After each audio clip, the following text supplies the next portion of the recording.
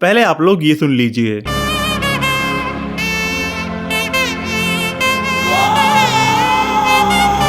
तो चलिए आपको रिकैप कराते हैं कंटारा का, सो दैट आप सबका माइंड रिफ्रेश हो जाए कंटारा चैप्टर 1 के लिए।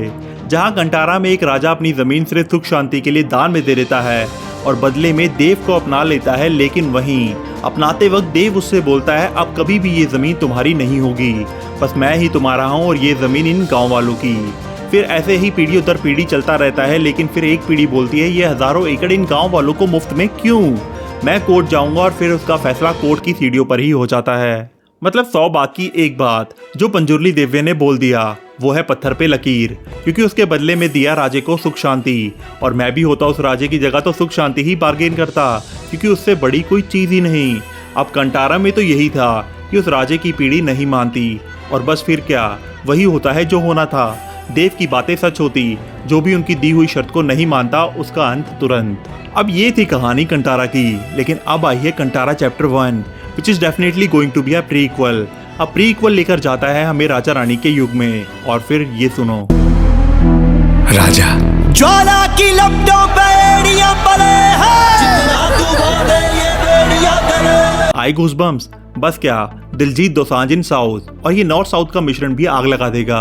अब जहां कंटारा का बजट था 15-16 करोड़ और बिजनेस था 400 करोड़ प्लस, वहीं यहाँ चैप्टर 1 का बजट है 125 करोड़। तो अब सोच लो क्या होगा।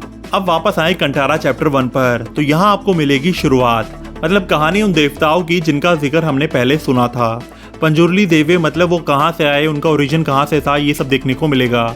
ऋषभ शेट्टी इस बार एक नागा साधु वॉरियर के रूप में नजर आते हैं, जो देव और मानव के बीच एक पुल बनाने की कोशिश करता है। 250 दिन की शूटिंग और 125 करोड़ के स्केल पर बनी ये फिल्म ना सिर्फ विजुअल में बड़ी है, बल्कि माइथोलॉजी की जड़ तक पहुँचती है। तो कल जरूर देखिए कंटारा चैप्टर 1। तो अब ज़्यादा टाइम वेस्ट ना करते हुए सीधा आते हैं कंक्लूजन पे। कंटारा चैप्टर 1 सिर्फ एक मूवी नहीं, बल्कि एक अनुभव है जो हमें वापस ले जाता है उन जड़ों तक जहां से देवताओं की शक्ति और गांव वालों की आस्था शुरू होती है।